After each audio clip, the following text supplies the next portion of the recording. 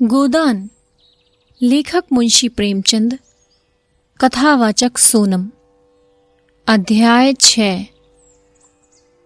जेठ की उदास और गर्म संध्या सिमरी की सड़कों और गलियों में पानी के छिड़काव से शीतल और प्रसन्न हो रही थी। मंडप के चारों तरफ फूल और पौधों के गमले सजा दिए गए थे और बिजली के पंखे चल रहे थे। राय साहब अपने कारखाने में बिजली बनवा लेते थे। उनके सिपाही पीली वर्दियां डाटे, नीले साफे बांधे जनता पर रौब जमाते फिरते थे। नौकर उजले कुर्ते पहने और केसरिया पाग बांधे मेहमानों और मुखियों का आदर सत्कार कर रहे थे। उसी वक्त एक मोटर सिंह द्वार के सामने आकर रुकी और उसमें से 3 महानुभाव उतरे। वो जो खद्दर का कुर्ता और चप्पल पहने हुए थे, उनका नाम पंडित ओमकारनाथ है। आप दैनिक पत्र बिजली के यशस्वी संपादक हैं, जिन्हें देश की चिंता ने घुला डाला है। दूसरे महाशय जो कोट पैंट में हैं, वो हैं तो वकील, पर वकालत न चलने के कारण एक बीमा कंपनी की दलाली करते हैं और तालुकेदारों को महाजनों और बैंकों से कर्ज दिलाने में वकालत से ज्यादा कमाई करते हैं। इनका नाम है श्याम बिहारी तंखा। और तीसरे सज्जन जो रेशमी अचकन और तंग पैजामा पहने हुए हैं, मिस्टर बी मेहता, यूनिवर्सिटी में दर्शन शास्त्र के अध्यापक हैं।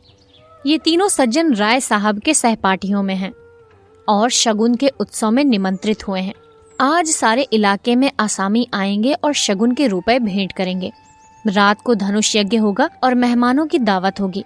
होरी ने 5 रुपए शगुन के दे दिए हैं और एक गुलाबी मिर्जई पहने, गुलाबी पगड़ी बांधे, घुटने तक कछनी काछे, हाथ में एक खुरपे लिए और मुख पर पाउडर लगवाए राजा जनक का माली बन गया है और गुरूर से इतना फूल उठा है मानो ये सारा उत्सव उसी के पुरुषार्थ से हो रहा है। राय साहब ने मेहमानों का स्वागत किया। दोहरे बदन के ऊंचे आदमी थे।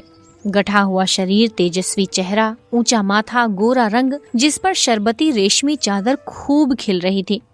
पंडित ओमकारनाथ ने पूछा, अब की कौन सा नाटक खेलने का विचार है? मेरे रस की तो वही वस्तु है।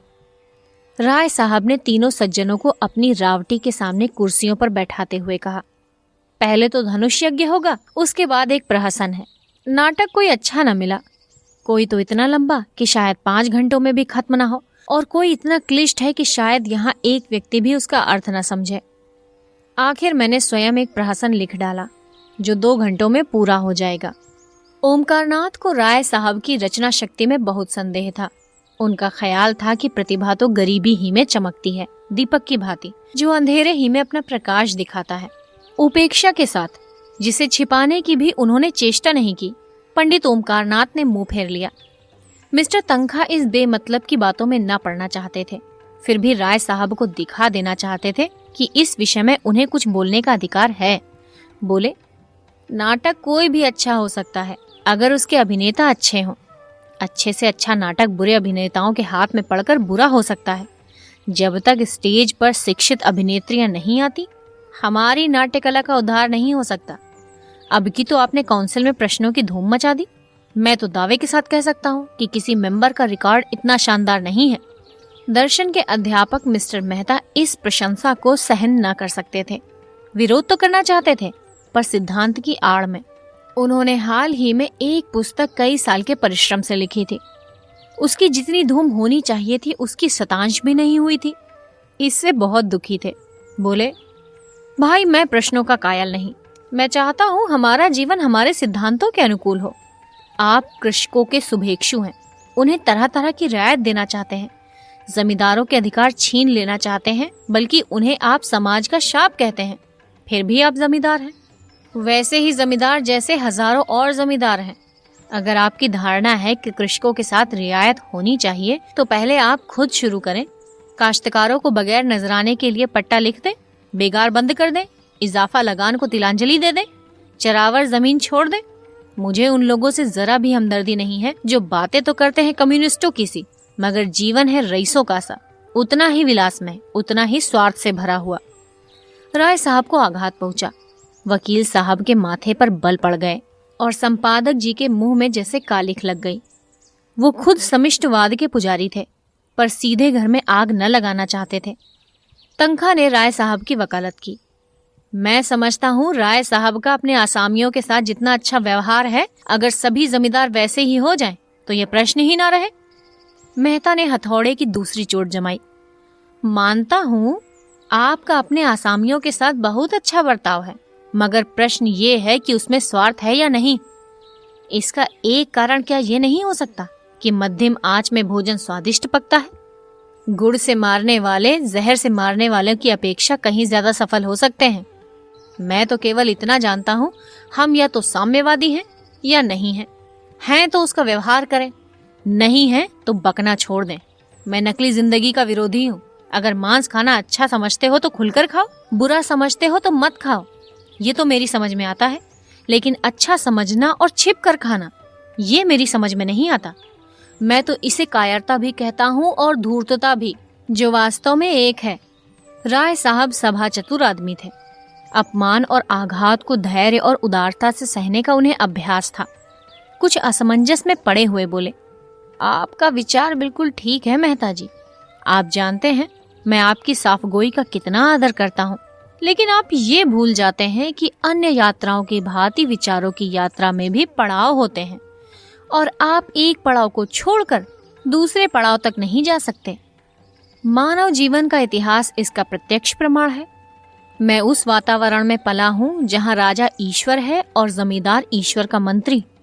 मेरे स्वर्गवासी पिता आसामियों पर इतनी दया करते थे कि पाले या सूखे में कभी आधा और कभी पूरा लगान माफ कर देते थे। अपने बखार से अनाज निकालकर आसामियों को खिला देते थे। घर के गहने बेचकर कन्याओं के विवाह में मदद करते थे, मगर उसी वक्त तक जब तक प्रजा उनको सरकार और धर्मावतार कहती रहे, उन्हें अपना देवता समझकर उनकी पूजा करती रहे। प्रजा का पालन उनका सनातन धर्म था, लेकिन अधिकार के नाम पर वो कौड़ी का एक दांत भी फोड़ कर देना न चाहते थे। मैं उसी वातावरण में पला हूँ और मुझे गर्व है कि मैं व्यवहार में चाहे जो कुछ करूँ, विचारों में उनसे आगे बढ़ गया हूँ और ये मानने लग गया हूँ कि जब तक किसानों को ये रियायतें अधिकार के रूप में न मिलेंगी, केवल सद्भावना के आधार पर उनकी दशा सुधर नहीं सकती। स्वेच्छा से अगर आप अपना स्वार्थ छोड़ दें तो अपवाद है। मैं खुद सद्भावना करते हुए भी स्वार्थ नहीं छोड़ सकता और चाहता हूँ कि हमारे वर्ग को शासन और नीति के बल से अपना स्वार्थ छोड़ने के लिए मजबूर कर दिया जाए। इसे आप कायरता कहेंगे, मैं इसे विवशता कहता हूँ। मैं इसे स्वीकार करता हूँ कि किसी को भी दूसरे के श्रम पर मोटे होने का अधिकार नहीं है। उपजीवी होना घोर लज्जा की बात है। कर्म करना प्राणी मात्र का धर्म है। समाज की ऐसी व्यवस्था जिसमें कुछ लोग मौज करें और अधिक लोग पीसें और खपें, कभी सुखद नहीं हो सकती। पूंजी और शिक्षा, जिसे मैं पूंजी ही का एक रूप समझता हूँ, इनका किला जितनी जल्द टूट जाए उतना ही अच्छा है। जिन्हें पेट की रोटी मयस्सर नहीं, उनके अफसर और नियोजक 10-10, 5-5 हजार फटकारें। ये हास्यास्पद है और लज्जास्पद भी। इस व्यवस्था ने हम जमींदारों में कितनी विलासिता, कितना दुराचार, कितनी पराधीनता और कितनी निर्लज्जता भर दी है, ये मैं खूब जानता हूँ। लेकिन मैं इन कारणों से इस व्यवस्था का विरोध नहीं करता। मेरा तो ये कहना है कि अपने स्वार्थ की दृष्टि से भी इसका अनुमोदन नहीं किया जा सकता। इस शान को निभाने के लिए हमें अपनी आत्मा की इतनी हत्या करनी पड़ती है कि हम में आत्माभिमान का नाम भी नहीं रहा। हम अपने आसामियों को लूटने के लिए मजबूर हैं। अगर अफसरों को कीमती कीमती डालियां न दे तो बागी समझे जाएं, शान से न रहे तो कंजूस कहलाएं। प्रगति की जरा सी आहट पाते ही हम कांप उठते हैं और अफसरों के पास फरियाद लेकर दौड़ते हैं कि हमारी रक्षा कीजिए। हमें अपने ऊपर विश्वास ही नहीं रहा, न पुरुषार्थ ही रह गया है। बस हमारी दशा उन बच्चों की सी है जिन्हें चम्मच से दूध पिलाकर पाला जाता है और बाहर से मोटे, अंदर से दुर्बल, सत्वहीन और मोहताज। मेहता ने ताली बजाकर कहा, आपकी जबान में जितनी बुद्धि है, काश उसकी आधी भी मस्तिष्क में होती। खेद यही है कि सब कुछ समझते हुए भी आप अपने विचारों को व्यवहार में नहीं लाते। ओमकारनाथ बोले, अकेला चना भार नहीं फोड़ सकता मिस्टर मेहता। हमें समय के साथ चलना भी है और उसे अपने साथ चलाना भी। बुरे कामों में ही सहयोग की जरूरत नहीं होती, अच्छे कामों के लिए भी सहयोग उतना ही जरूरी होता है। आप ही क्यों 800 रुपए महीने हड़पते हैं, जब आपके करोड़ों भाई केवल 8 रुपए में अपना निर्वाह कर रहे हैं? राय साहब ने ऊपरी खेद लेकिन भीतरी संतोष से संपादक जी की ओर देखा और बोले, व्यक्तिगत बातों पर आलोचना न कीजिए संपादक जी, हम यहाँ समाज की व्यवस्था पर विचार कर रहे हैं। मिस्टर मेहता उसी ठंडे मन से बोले, नहीं नहीं, मैं इसे बुरा नहीं समझता। समाज व्यक्ति ही से बनता है और व्यक्ति को भूलकर हम किसी व्यवस्था पर विचार नहीं कर सकते। मैं इसीलिए वेतन लेता हूँ कि मेरा इस व्यवस्था पर विश्वास नहीं है। संपादक जी को अचंभा हुआ। अच्छा, तो आप वर्तमान व्यवस्था के समर्थक हैं? मैं इस सिद्धांत का समर्थक हूँ कि संसार में छोटे बड़े हमेशा रहेंगे और उन्हें हमेशा रहना चाहिए। इसे मिटाने की चेष्टा करना मानव जाति के सर्वनाश का कारण होगा। कुश्ती का जोड़ बदल गया। राय साहब किनारे खड़े हो गए। संपादक जी मैदान में उतरे। आप इस 20वीं शताब्दी में भी ऊंच नीच का भेद मानते हैं? जी हाँ, मानता हूँ, और बड़े जोरों से मानता हूँ। जिस मत के आप समर्थक हैं वो भी तो कोई नई चीज नहीं। जब से मनुष्य में ममत्व का विकास हुआ तभी उस मत का जन्म हुआ। बुद्ध, प्लेटो और ईसा सभी समाज में समता के प्रवर्तक थे। यूनानी, रोमन और सीरियाई सभी सभ्यताओं ने उसकी परीक्षा की, पर अप्राकृतिक होने के कारण कभी वो स्थायी न बन सकी। आपकी बातें सुनकर मुझे आश्चर्य हो रहा है। आश्चर्य अज्ञान का दूसरा नाम है। मैं आपका कृतज्ञ हूँ अगर आप इस विषय पर कोई लेख माला शुरू कर दें। जी, मैं इतना अहमक नहीं हूँ। अच्छी रकम दिलवाइए तो अलबत्ता। आपने सिद्धांत ही ऐसा लिया है कि खुले खजाने पब्लिक को लूट सकते हैं। मुझ में और आप में अंतर इतना ही है कि मैं जो कुछ मानता हूँ उस पर चलता हूँ। आप लोग मानते कुछ हैं, करते कुछ हैं। धन को आप किसी अन्याय के बराबर फैला सकते हैं, लेकिन बुद्धि को, चरित्र को, रूप को, प्रतिभा को, बल को बराबर फैलाना तो आपकी शक्ति के बाहर है। छोटे बड़े का भेद केवल धन से ही तो नहीं होता। मैंने बड़े बड़े धन कुबेरों को भिक्षुकों के सामने घुटने टेकते देखा है, और आपने भी देखा होगा। रूप के चौखट पर बड़े बड़े महीप नाक रगड़ते हैं। क्या ये सामाजिक विषमता नहीं है? आप रूप की मिसाल देंगे, वहां इसके सिवाय और क्या है कि मिल के मालिक ने राज कर्मचारी का रूप ले लिया है। बुद्धि तब भी राज करती थी, अब भी करती है और हमेशा करेगी। तश्तरी में पान आ गए थे। राय साहब ने मेहमानों को पान और इलायची देते हुए कहा, बुद्धि अगर स्वार्थ से मुक्त हो तो हमें उसकी प्रभुता मानने में कोई आपत्ति नहीं। समाजवाद का यही आदर्श है। हम साधु महात्माओं के सामने इसलिए सिर झुकाते हैं कि उनमें त्याग का बल है। इसी तरह हम बुद्धि के हाथ में अधिकार भी देना चाहते हैं, सम्मान भी, नेतृत्व भी, लेकिन संपत्ति किसी तरह नहीं। बुद्धि का अधिकार और सम्मान व्यक्ति के साथ चला जाता है, लेकिन उसकी संपत्ति विष बोने के लिए उसके बाद और भी प्रबल हो जाती है। बुद्धि के बगैर किसी समाज का संचालन नहीं हो सकता। हम केवल इस बिच्छू का डंक तोड़ देना चाहते हैं। दूसरी मोटर आ पहुंची और मिस्टर खन्ना उतरे, जो एक बैंक के मैनेजर और शक्कर मिल के मैनेजिंग डायरेक्टर हैं। 2 देवियां भी उनके साथ थी। राय साहब ने दोनों देवियों को उतारा। वो जो खद्दर की साड़ी पहने बहुत गंभीर और विचारशील सी हैं, मिस्टर खन्ना की पत्नी कामिनी खन्ना है। दूसरी महिला जो ऊंची एड़ी का जूता पहने हुए है और जिनकी मुख छवि पर हंसी फूट पड़ती है, मिस मालती हैं। आप इंग्लैंड से डॉक्टरी पढ़ाई हैं और अब प्रैक्टिस करती हैं। तालुकेदारों के महलों में उनका बहुत प्रवेश है। आप नवयुग की साक्षात प्रतिमा हैं। गात कोमल, पर चपलता कूट कूट कर भरी हुई। झिझक या संकोच का नाम नहीं। मेकअप में प्रवीण, बला की हाजिर जवाब, पुरुष मनोविज्ञान की अच्छी जानकार, आमोद प्रमोद को जीवन का तत्व समझने वाली, लुभाने और रिझाने की कला में निपुण। जहाँ आत्मा का स्थान है वहाँ प्रदर्शन, जहाँ हृदय का स्थान है वहाँ हाव भाव, मनोद्गार पर कठोर निग्रह, जिसमें इच्छा या अभिलाषा का लोप सा हो गया। आपने मिस्टर मेहता से हाथ मिलाते हुए कहा, सच कहती हूँ, आप सूरत से ही फिलॉसफर मालूम होते हैं। इस नई रचना में तो आपने आत्मवादियों को उधेड़ कर रख दिया। पढ़ते पढ़ते कई बार मेरे जी में ऐसा आया कि आपसे लड़ जाऊं। फिलोसोफरों में सहृदयता क्यों गायब हो जाती है? मेहता झेप गए। बिना ब्याहे थे और नवयुग की रमणियों से पनाह मांगते थे। पुरुषों की मंडली में खूब चहकते थे, मगर ज्यों ही कोई महिला आई और इनकी जबान बंद हुई, जैसे बुद्धि पर ताला लग जाता था। स्त्रियों से शिष्ट व्यवहार तक करने की सुधि न रहती थी। मिस्टर खन्ना ने पूछा, फिलोसोफरों की सूरत में क्या खास बात होती है देवी जी? मालती ने मेहता की ओर दया भाव से देखकर कहा, मिस्टर मेहता, बुरा न माने तो बतला दूं, खन्ना मिस मालती के उपासकों में थे। जहां मिस मालती जाएं, वहां खन्ना का पहुंचना लाजिम था। उनके आसपास भौरे की तरह मंडराते रहते थे। हर समय उनकी यही इच्छा रहती थी कि मालती से अधिक वही बोले, उनकी निगाह अधिक से अधिक उन्हीं पर रहे। खन्ना ने आंख मारकर कहा, फिलोसोफर किसी की बात का बुरा नहीं मानते, यही उनकी सिफत है। तो सुनिए, फिलोसोफर हमेशा मुर्दा दिल होते हैं। जब देखिए अपने विचारों में मगन बैठे हैं, आपकी तरफ ताकेंगे मगर आपको देखेंगे नहीं, आप उनसे बातें किए जाएं, कुछ सुनेंगे नहीं, जैसे शून्य में उड़ रहे हो। सब लोगों ने कह कहा मारा। मिस्टर मेहता जैसे जमीन में गड़ गए। ऑक्सफोर्ड में मेरी फिलॉसफी के प्रोफेसर मिस्टर हस्बैंड थे। खन्ना ने टोका। नाम तो निराला है। जी हाँ, और थे कुंवारे। मिस्टर मेहता भी तो कुंवारे हैं। ये रोग सभी फिलोसोफरों को होता है। अब मेहता को अवसर मिला। बोले, आप भी तो इसी मर्ज में गिरफ्तार हैं। मैंने प्रतिज्ञा की है किसी फिलोसोफर से शादी करूंगी, और ये वर्ग शादी के नाम से घबराता है। हस्बैंड साहब तो स्त्री को देखकर घर में छिप जाते थे। उनके शिष्यों में कई लड़कियां थीं। अगर उनमें से कोई कभी भी कुछ उनसे पूछने के लिए उनके ऑफिस में चली जाती थी तो आप ऐसे घबरा जाते थे जैसे कोई शेर आ गया हो। हम लोग उन्हें खूब छेड़ा करते थे, मगर थे बेचारे सरल हृदय। कई हजार की आमदनी थी, पर मैंने उन्हें हमेशा एक ही सूट पहने देखा। उनकी एक विधवा बहन थी, वही उनके घर का सारा प्रबंध करती थी।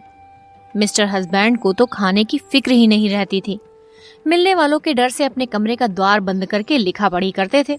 भोजन का समय हो जाता था तो उनकी बहन आहिस्ता से भीतर के द्वार से उनके पास जाकर किताब बंद कर देती थी। तब उन्हें मालूम होता था कि खाने का समय हो गया। रात को भी भोजन का समय बंधा हुआ था। उनकी बहन कमरे की बत्ती बुझा दिया करती थी। एक दिन बहन ने किताब बंद करनी चाही तो आपने पुस्तक को दोनों हाथों से दबा लिया और बहन भाई में जोर आजमाई होने लगी। आखिर बहन उनकी पहिएदार कुर्सी को खींचकर भोजन के कमरे में लाई। राय साहब बोले, मगर मेहता साहब तो बड़े खुश मिजाज और मिलनसार हैं, नहीं तो इस हंगामे में क्यों आते? तो आप फिलोसोफर ना होंगे। जब सब चिंताओं से हमारे सिर में दर्द होने लगता है तो विश्व की चिंता सिर पर लाद कर कोई कैसे प्रसन्न रह सकता है? उधर संपादक जी श्रीमती खन्ना से अपनी आर्थिक कठिनाइयों की कथा कह रहे थे। बस यूं समझिए श्रीमती जी कि संपादक का जीवन एक दीर्घ विलाप है, जिसे सुनकर लोग दया करने के बदले कानों पर हाथ रख लेते हैं। बेचारा ना अपना उपकार कर सके ना औरों का। पब्लिक उससे आशा तो ये रखती है कि हर एक आंदोलन में वो सबसे आगे रहे, जेल जाए, मार खाए, घर के माल असबाब की कुर्की कराए।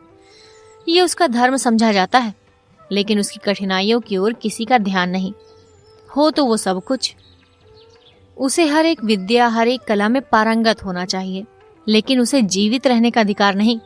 आप तो आजकल कुछ लिखती ही नहीं। आपकी सेवा करने का जो थोड़ा सा सौभाग्य मुझे मिल सकता था, उससे मुझे क्यों वंचित रखती हैं? मिसेस खन्ना को कविता लिखने का शौक था। इस नाते से संपादक जी कभी कभी उनसे मिलने आया करते थे, लेकिन घर के काम धंधों में व्यस्त रहने के कारण इधर बहुत दिनों से कुछ लिख नहीं सकी थी। सच बात तो ये है कि संपादक जी ने ही उन्हें प्रोत्साहित करके कवि बनाया था। सच्ची प्रतिभा उनमें बहुत कम थी। क्या लिखूं, कुछ सोचता ही नहीं। आपने कभी मिस मालती से कुछ लिखने को नहीं कहा?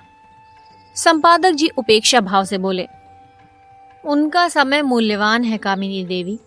लिखते तो वो लोग हैं जिनके अंदर कुछ दर्द है, अनुराग है, लगन है, विचार है। जिन्होंने धन और भोग विलास को जीवन का लक्ष्य बना लिया, वो क्या लिखेंगे? कामिनी ने ईर्ष्या मिश्रित विनोद से कहा, अगर आप उनसे कुछ लिखा सके तो आपका प्रचार दुगना हो जाए। लखनऊ में तो ऐसा कोई रसिक नहीं है जो आपका ग्राहक न बन जाए। अगर धन मेरे जीवन का आदर्श होता तो आज मैं इस दशा में ना होता। मुझे भी धन कमाने की कला आती है। आज चाहूं तो लाखों कमा सकता हूँ, लेकिन यहाँ तो धन को कभी कुछ समझा ही नहीं। साहित्य की सेवा ही अपने जीवन का ध्येय है और रहेगा। कम से कम मेरा नाम तो ग्राहकों में लिखवा दीजिए। आपका नाम ग्राहकों में नहीं, संरक्षकों में लिखूंगा। संरक्षकों में रानियों महारानियों को रखिए, जिनकी थोड़ी सी खुशामद करके आप अपने पत्र को लाभ की चीज बना सकते हैं। मेरी रानी महारानी तो आप है। मैं तो आपके सामने किसी महारानी की हकीकत नहीं समझता। जिसमें दया और विवेक है वही मेरी रानी है। खुशामद से मुझे घृणा है। कामिनी ने चुटकी ली। लेकिन मेरी खुशामद तो आप कर रहे हैं संपादक जी। संपादक जी ने गंभीर होकर श्रद्धापूर्ण स्वर में कहा, ये खुशामद नहीं है देवी जी, हृदय के सच्चे उद्गार हैं। राय साहब ने पुकारा, संपादक जी जरा इधर आइए, मिस मालती आपसे कुछ कहना चाहती हैं। संपादक जी की वो सारी अकड़ गायब हो गई।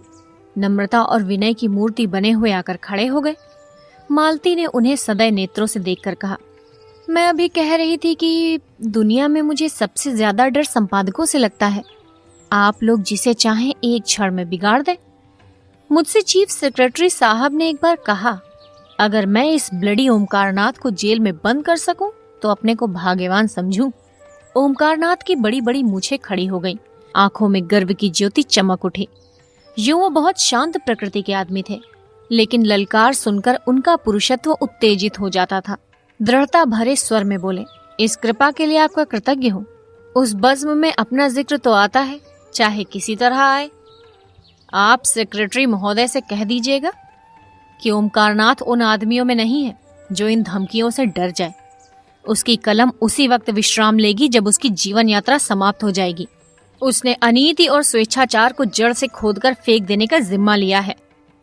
मिस मालती ने और उकसाया, मगर मेरी समझ में आपकी ये नीति नहीं आती कि जब आप मामूली शिष्टाचार से अधिकारियों का सहयोग प्राप्त करते हैं तो क्यों उनसे कन्नी काटते हैं।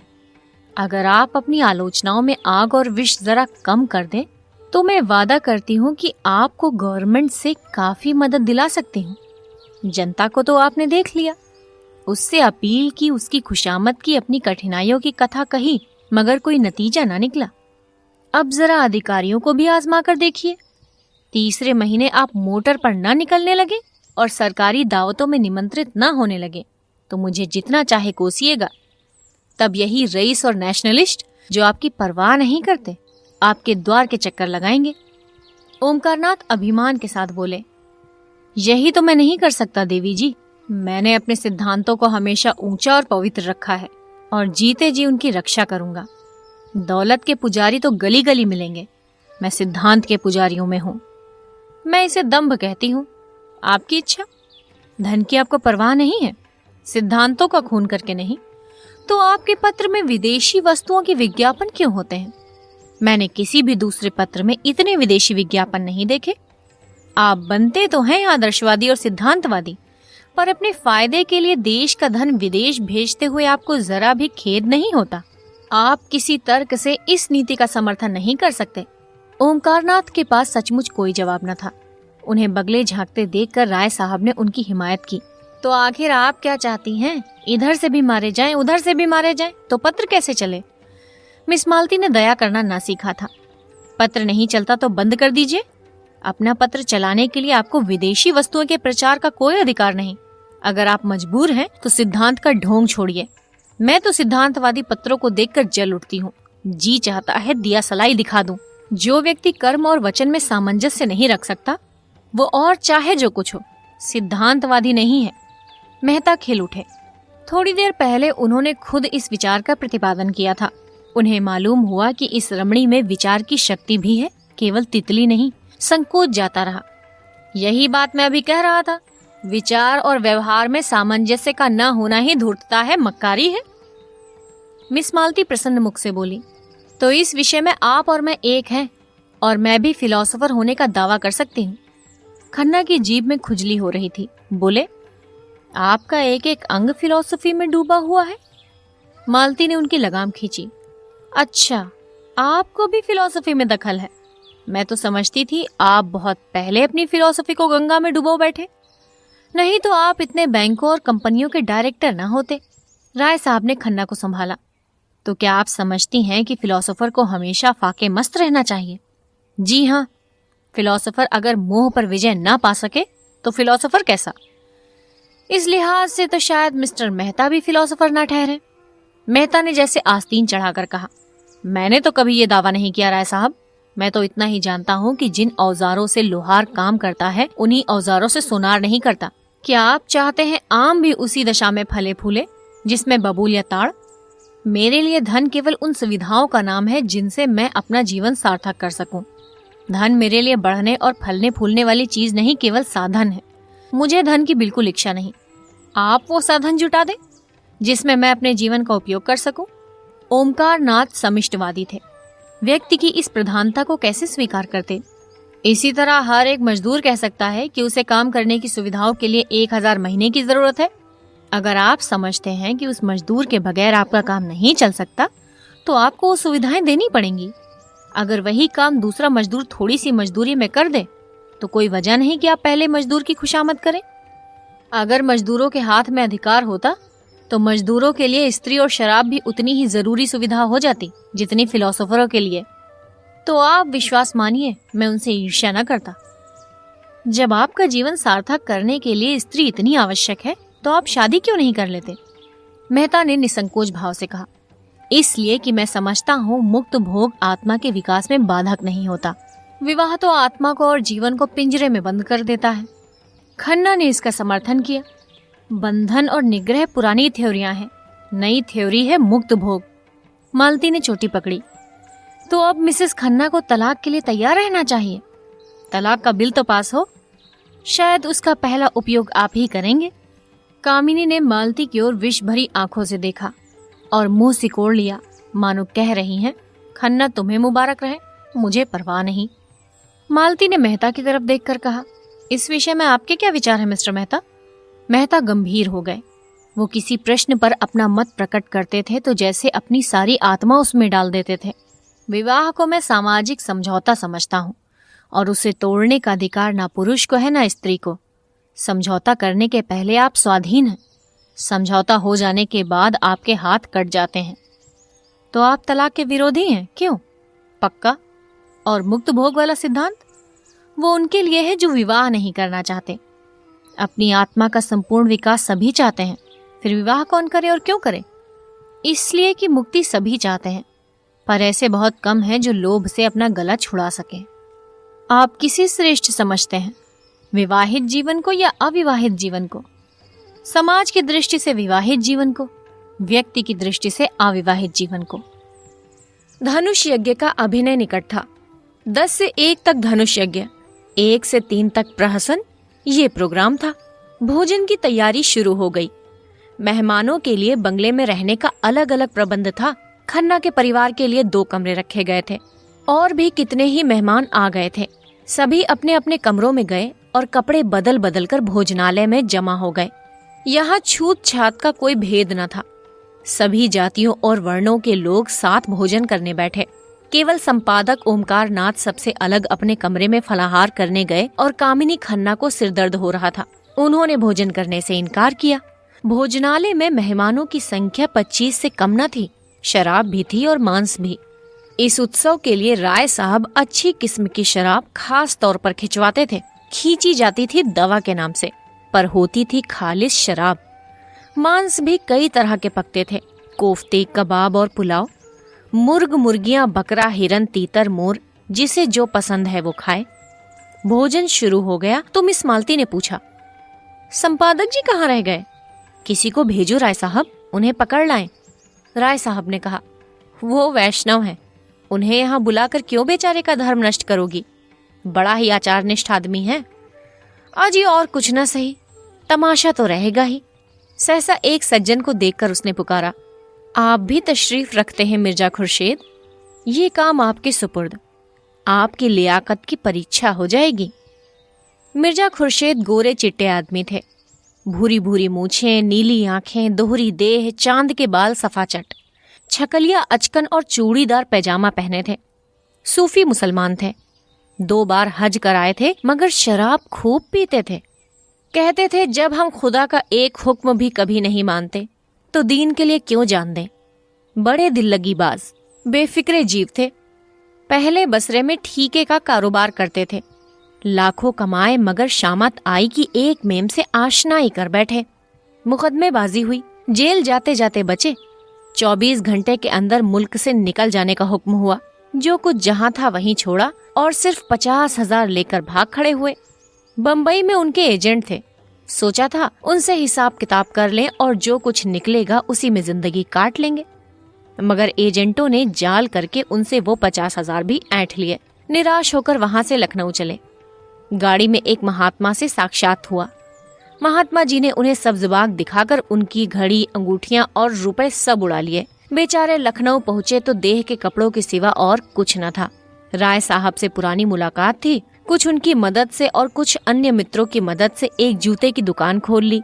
अब वो लखनऊ की सबसे चलती हुई जूते की दुकान थी। 400-500 रोज की बिक्री थी। जनता को उन पर थोड़े ही दिनों में इतना विश्वास हो गया था कि एक बड़े भारी मुस्लिम तालुकेदार को नीचा दिखाकर काउंसिल में पहुंच गए।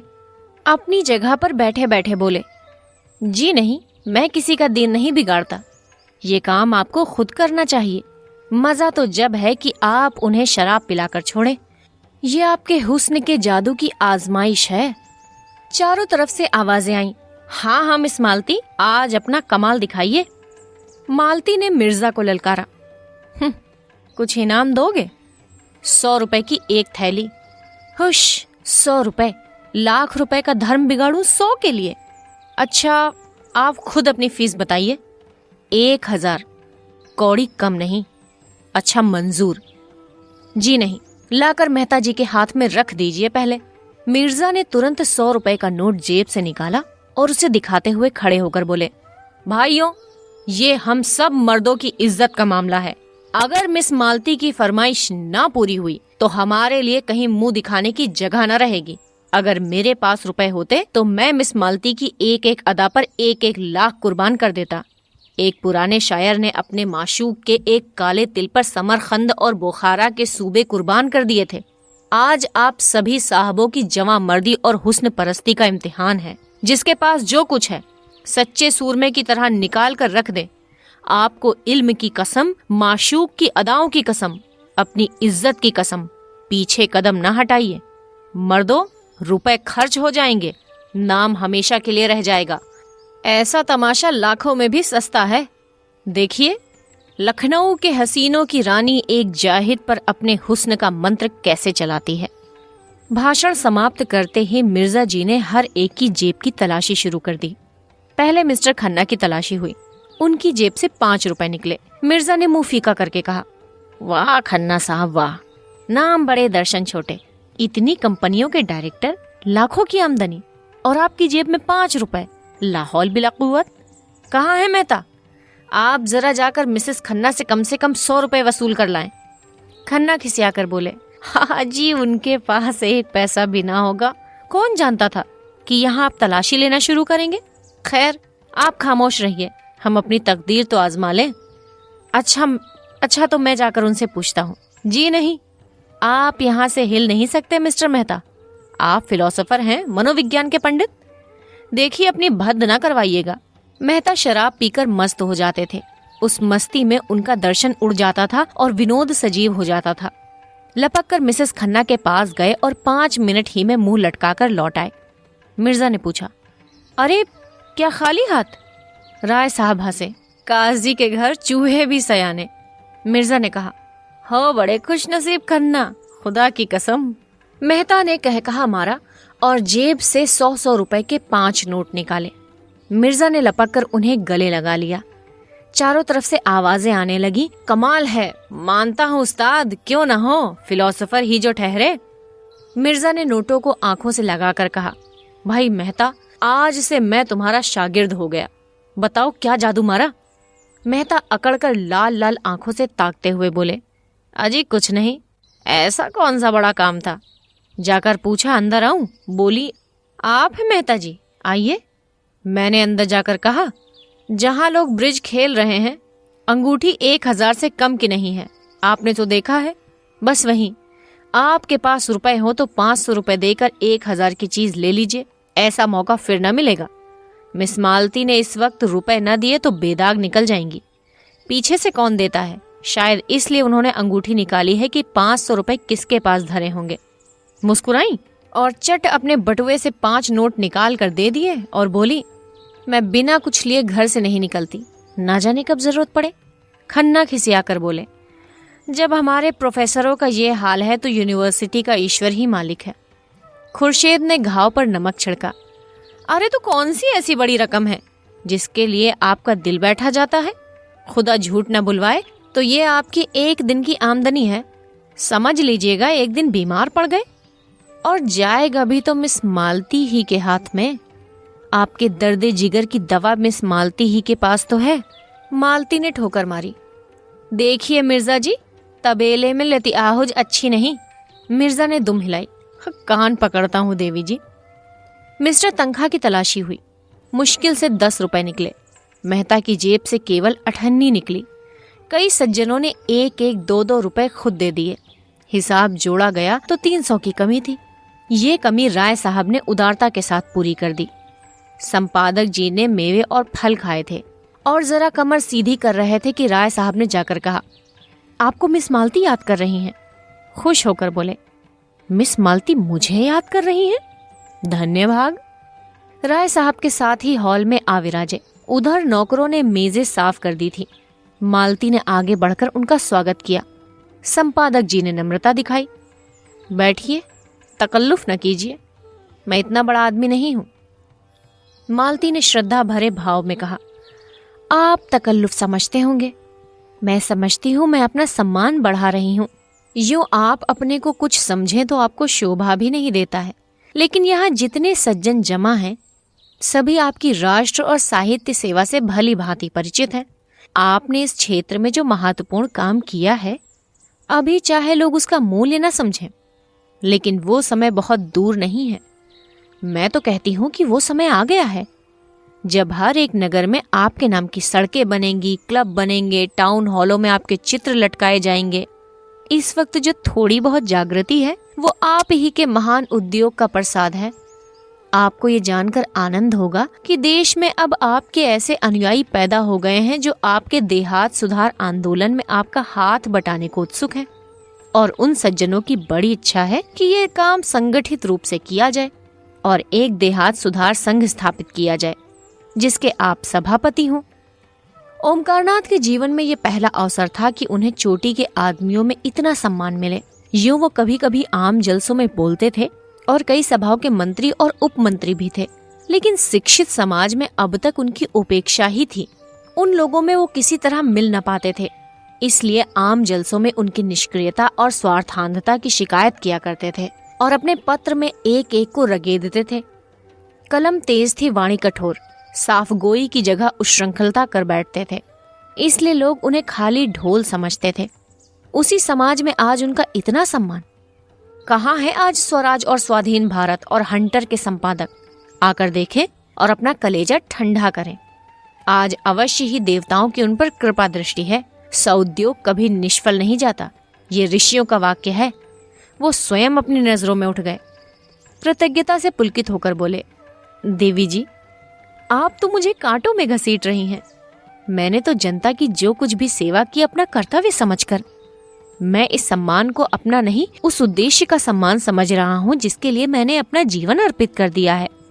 लेकिन मेरा नम्र निवेदन है कि प्रधान का पद किसी प्रभावशाली पुरुष को दिया जाए। मैं पदों में विश्वास नहीं रखता, मैं तो सेवक हूँ और सेवा करना चाहता हूँ। मिस मालती इसे किसी तरह स्वीकार नहीं कर सकती। सभापति पंडित जी को बनना पड़ेगा। नगर में उसे ऐसा प्रभावशाली व्यक्ति दूसरा नहीं दिखाई देता, जिसकी कलम में जादू है, जिसकी जबान में जादू है, जिसके व्यक्तित्व में जादू है। वो कैसे कहता है कि वो प्रभावशाली नहीं है? वो जमाना गया जब धन और प्रभाव में मेल था, अब प्रतिभा और प्रभाव के मेल का युग है। संपादक जी को ये पद अवश्य स्वीकार करना पड़ेगा। मंत्री मिस मालती होंगी। इस सभा के लिए 1000 का चंदा भी हो गया है और अभी तो सारा शहर और प्रांत पड़ा हुआ है। 4-5 लाख मिल जाना मामूली बात है। ओमकारनाथ पर कुछ नशा सा चढ़ने लगा। उनके मन में एक प्रकार की फुरहरी सी जो उठ रही थी, उसने गंभीर उत्तरदायित्व का रूप धारण कर लिया। बोले, मगर ये आप समझ लें मिस मालती कि ये बड़ी जिम्मेदारी का काम है और आपको अपना बहुत समय देना पड़ेगा। मैं अपनी तरफ से आपको विश्वास दिलाता हूँ कि आप सभा भवन में मुझे सबसे पहले मौजूद पाएंगी। मिर्जा जी ने पुचारा दिया, आपका बड़े से बड़ा दुश्मन भी ये नहीं कह सकता कि आप अपना फर्ज अदा करने में कभी किसी से पीछे रहें। मिस मालती ने देखा शराब कुछ कुछ असर करने लगी है तो और भी गंभीर बनकर बोली, अगर हम लोग इस काम की महानता न समझते तो न ये सभा स्थापित होती और न आप इसके सभापति होते। हम किसी रईस या तालुकेदार को सभापति बनाकर धन खूब बटोर सकते हैं और सेवा की आड़ में स्वार्थ सिद्ध कर सकते हैं, लेकिन ये हमारा उद्देश्य नहीं। हमारा एकमात्र उद्देश्य जनता की सेवा करना है और उसका सबसे बड़ा साधन आपका पत्र है। हमने निश्चय किया है कि हर एक नगर और गांव में उसका प्रचार किया जाए और जल्द से जल्द उसकी ग्राहक संख्या को 20,000 तक पहुंचा दिया जाए। प्रांत के सभी म्यूनिसिपैलिटियों और जिला बोर्ड के चेयरमैन हमारे मित्र हैं। कई चेयरमैन तो यहीं विराजमान हैं। अगर हर एक ने 500-500 प्रतियां भी ले ली तो 25,000 प्रतियां तो आप यकीनी समझे। फिर राय साहब और मिर्जा साहब की ये सलाह है कि काउंसिल में इस विषय का एक प्रस्ताव रखा जाए कि प्रत्येक गांव के लिए बिजली की 1 प्रति सरकारी तौर पर मंगाई जाए या कुछ वार्षिक सहायता स्वीकार की जाए, और हमें पूरा विश्वास है कि ये प्रस्ताव पास हो जाएगा। ओमकारनाथ ने जैसे नशे में झूमते हुए कहा, हमें गवर्नर के पास डेपुटेशन ले जाना होगा। मिर्जा खुर्शीद बोले, जरूर जरूर। उनसे कहना होगा कि किसी सभ्य शासन के लिए ये कितनी लज्जा और कलंक की बात है कि ग्रामोत्थान का अकेला पत्र होने पर भी बिजली का अस्तित्व तक नहीं स्वीकार किया जाता। मिर्जा खुर्शीद ने कहा, अवश्य अवश्य। मैं गर्व नहीं करता, अभी गर्व करने का समय नहीं आया, लेकिन मुझे इसका दावा है कि ग्राम्य संगठन के लिए बिजली ने जितना उद्योग किया है। मिस्टर मेहता ने सुधारा, नहीं महाशय, तपस्या कहिए। मैं मिस्टर मेहता को धन्यवाद देता हूँ। हाँ, इसे तपस्या ही कहना चाहिए, बड़ी कठोर तपस्या। बिजली ने जो तपस्या की है वो इस प्रांत के ही नहीं, इस राष्ट्र के इतिहास में अभूतपूर्व है। मिर्जा खुर्शीद बोले, जरूर जरूर। मिस मालती ने एक पैग और दिया, हमारे संघ ने ये निश्चय भी किया है कि काउंसिल में अब की जो खाली जगह हो उसके लिए आपको उम्मीदवार खड़ा किया जाए। आपको केवल अपनी स्वीकृति देनी होगी, शेष सारा काम हम लोग कर लेंगे। आपको न खर्च से मतलब है, न प्रोपेगेंडा, न दौड़ धूप से। ओमकारनाथ की आंखों की ज्योति दुगनी हो गई। गर्वपूर्ण नम्रता से बोले, मैं आप लोगों का सेवक हूँ, मुझसे जो काम चाहे ले लीजिए। हम लोगों को आपसे ऐसी ही आशा है। हम अब तक झूठे देवताओं के सामने नाक रगड़ते रगड़ते हार गए और कुछ हाथ न लगा।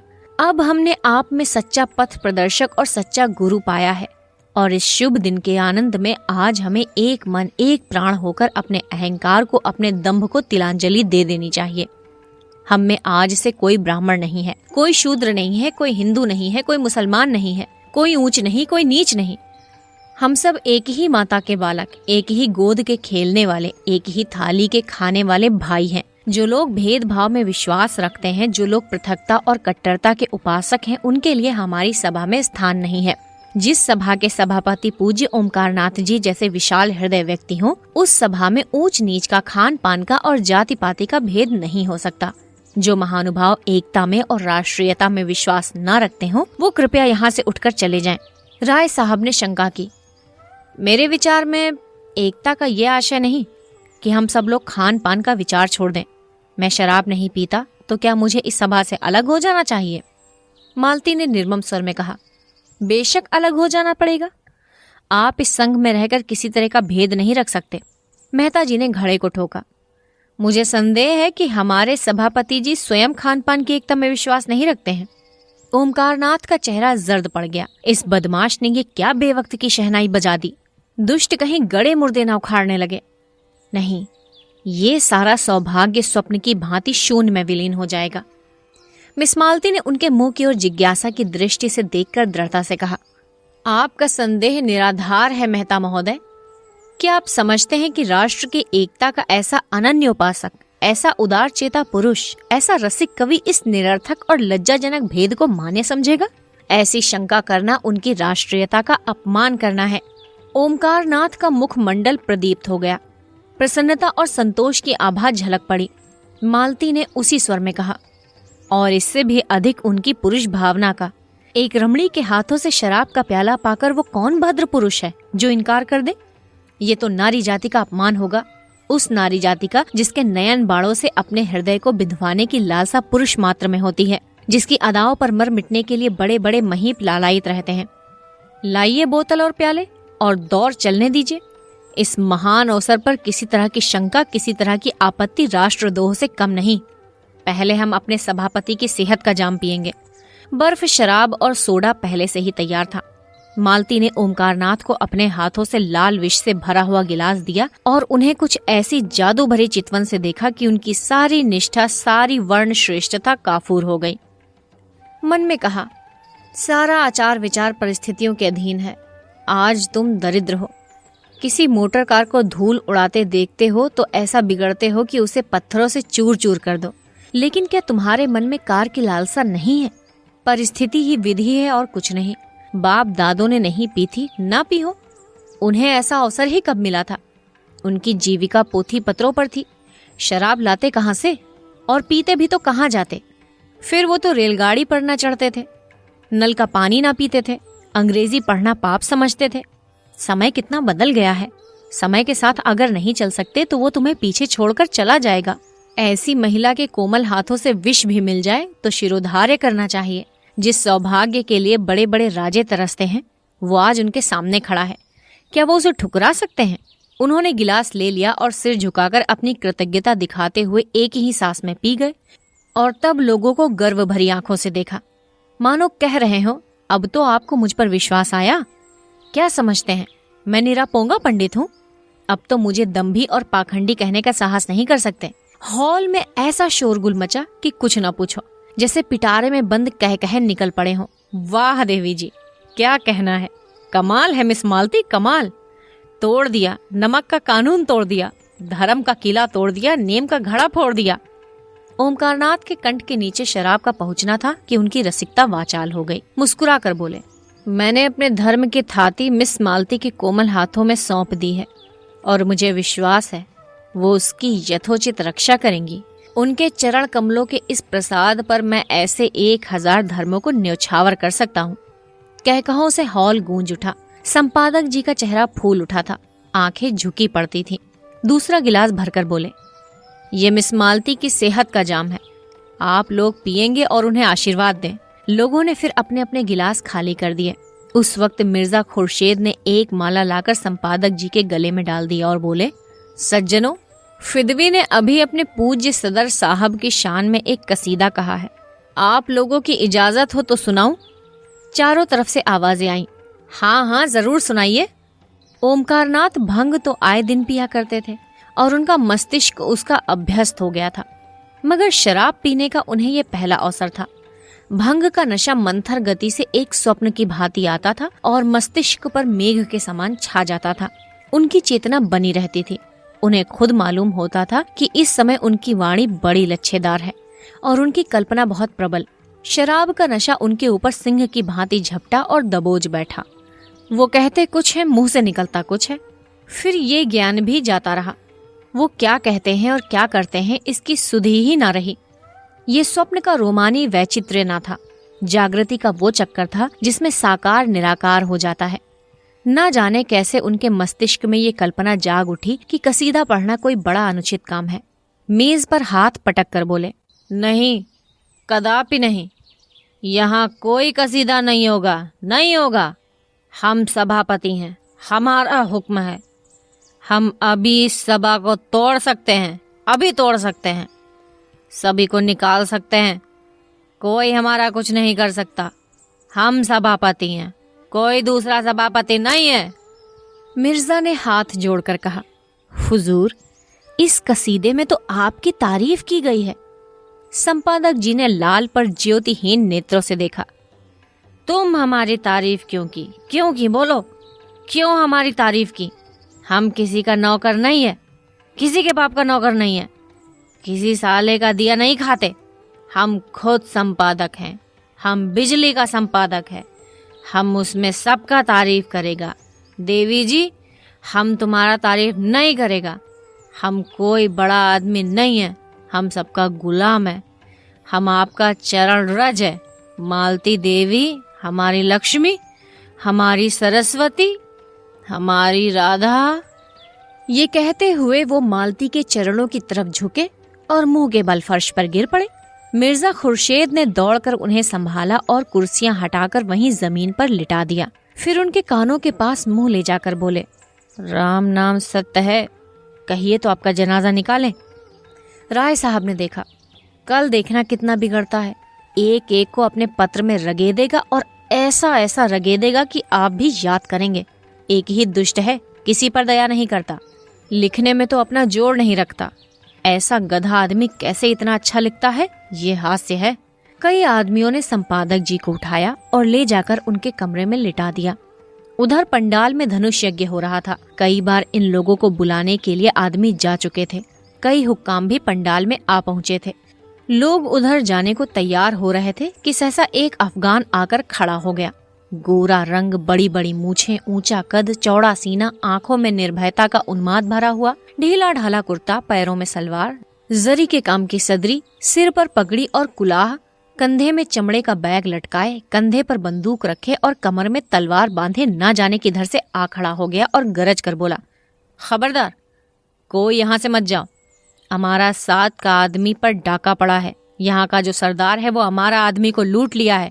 उसका माल तुमको देना होगा, 1-1 कौड़ी देना होगा। कहाँ है सरदार? उसको बुलाओ। राय साहब ने सामने आकर क्रोध भरे स्वर में कहा, कैसी लूट, कैसा डाका? ये तुम लोगों का काम है। यहाँ कोई किसी को नहीं लूटता। साफ साफ कहो, मामला क्या है? अफगान ने आंखें निकाली और बंदूक का कुंदा जमीन पर पटक कर बोला, हमसे पूछता है कैसा लूट, कैसा डाका? तुम लूटता है, तुम्हारा आदमी लूटता है। हम यहाँ की कोठी का मालिक है। हमारी कोठी में 50 जवान है। हमारा आदमी रुपए तहसील पर लाता था, 1000। वो तुम लूट लिया है और कहता है कैसा डाका? हम बतलाएगा कैसा डाका होता है। हमारा 2500 जवान अभी आता है। हम तुम्हारा गांव लूट लेगा। कोई साला कुछ नहीं कर सकता, कुछ नहीं कर सकता। खन्ना ने अफगान के तेवर देखे तो चुपके से उठे कि निकल जाएं। सरदार ने जोर से डांटा, कहाँ जाता है तुम? कोई कहीं नहीं जा सकता। नहीं, हम सबको कत्ल कर देगा, अभी फैर कर देगा। हमारा तुम कुछ नहीं कर सकता। हम तुम्हारा पुलिस से नहीं डरता। पुलिस का आदमी हमारा शकल देखकर भागता है। हमारा अपना कांसल है। हम उसको खत लिखकर लाट साहब के पास जा सकता है। हम यहाँ से किसी को नहीं जाने देगा, नहीं जाने देगा। तुम हमारा 1000 रुपया लूट लिया। हमारा रुपया नहीं देगा तो हम किसी को जिंदा नहीं छोड़ेगा।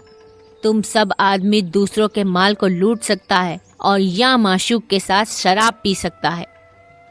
मिस मालती उसकी आंखें बचाकर कमरे से निकलने लगी कि वो बाज की तरह टूटकर उनके सामने आकर खड़ा हो गया और बोला, तुम इन बदमाशों से हमारा माल दिलवाओ, नहीं हम तुमको उठा ले जाएगा और अपनी कोठी में जश्न मनाएगा। तुम्हारा उसन पर हम आशिक हो गया है। या तो हमको 1000 अभी अभी दे, या तुमको हमारे साथ चलना पड़ेगा। तुमको हम नहीं छोड़ेगा। हम तुम्हारा आशिक हो गया है। हमारा दिल और जिगर फटा जाता है। हमारा इस जगह 25 जवान है। इस जिला में हमारा 500 जवान काम करता। हम अपने कबीले का खान है। हमारा कबीला में 10,000 सिपाही है। हम काबुल के अमीर से लड़ सकता। अंग्रेजी सरकार हमको 20,000 सालाना दिराज देता है। अगर तुम हमारा रुपया नहीं देगा तो हम गांव लूटेगा और तुम्हारा माशूक को उठा ले जाएगा। खून करने में हमको लुत्फ आता है। हम खून का दरिया बहा देगा। मजलिस पर आतंक छा गया। मिस मालती अपना चहकना भूल गईं। खन्ना की पिंडलियां कांप रही थीं। बेचारे चोट चपेट के भय से एक मंजिले बगले में रहते थे। जीने पर चढ़ना उनके लिए सूली पर चढ़ने से कम न था। गर्मी में भी डर के मारे कमरे में सोते थे। राय साहब को ठकुराई का अभिमान था। वो अपने ही गांव में एक पठान से डर जाना हास्यप्रद समझते थे, लेकिन उसकी बंदूक को क्या करते। उन्होंने जरा भी ची चपड़ किया और इसने बंदूक चलाई। होश तो होते ही हैं ये सब, और निशाना भी इन सबों का कितना अचूक होता है। अगर उसके हाथ में बंदूक ना होती तो राय साहब उससे सींग मिलाने को भी तैयार हो जाते। मुश्किल यही थी कि दुष्ट किसी को बाहर नहीं जाने देता, नहीं दम के दम में सारा गांव जमा हो जाता और इसके पूरे जत्थे को पीट पाट कर रख देता। आखिर उन्होंने दिल मजबूत किया और जान पर खेल कर बोले, हमने आपसे कह दिया कि हम चोर डाकू नहीं हैं। मैं यहाँ की काउंसिल का मेंबर हूँ और ये देवी जी लखनऊ की सुप्रसिद्ध डॉक्टर हैं। यहाँ सभी शरीफ और इज्जतदार लोग जमा हैं। हमें बिल्कुल खबर नहीं आपके आदमियों को किसने लूटा। आप जाकर थाने में रपट कीजिए। खान ने जमीन पर पैर पटके, पैंतरे बदले और बंदूक को कंधे से उतारकर हाथ में लेता हुआ दहाड़ा, मत बकबक करो, मत बकबक करो। काउंसिल का मेंबर को हम इस तरह पैरों से कुचल देता। हमारा हाथ मजबूत है, हमारा दिल मजबूत है। हम खुदा ताला के सिवा और किसी से नहीं डरता। तुम हमारा रुपया नहीं देगा तो हम अभी तुमको कत्ल कर देगा। अपनी तरफ बंदूक की नली देखकर राय साहब झुककर मेज के बराबर आ गए। अजीब मुसीबत में जान फंसी थी। शैतान बरबस कहे जाता है, तुमने हमारे रुपए लूट लिए। ना कुछ सुनता है, ना कुछ समझता है और ना किसी को बाहर आने जाने देता है। नौकर चाकर सिपाही प्यादे सब धनुष यज्ञ देखने में मग्न थे। जमींदारों के नौकर यूं भी आलसी और कामचोर होते ही हैं। जब तक 10 दफे ना पुकारा जाए बोलते ही नहीं, और इस वक्त तो वो एक शुभ काम में लगे हुए थे। धनुष यज्ञ उनके लिए केवल तमाशा नहीं, भगवान की लीला थी। अगर एक आदमी भी इधर आ जाता तो सिपाहियों को खबर हो जाती और दम भर में खान का सारा खानपन निकल जाता। दाढ़ी का एक एक बाल नुच जाता। कितना गुस्सेवर है, होते भी तो जल्लाद हैं, न मरने का गम न जीने की खुशी। मिर्जा साहब ने चकित नेत्रों से देखा। क्या बताऊं, कुछ अकल काम नहीं करती। मैं आज अपना पिस्तौल भी घर पर ही छोड़ आया, नहीं मजा चखा देता। खन्ना रोना मुंह बनाकर बोले, कुछ रुपए देकर किसी तरह इस बला को टालिए। राय साहब ने मालती की ओर देखा।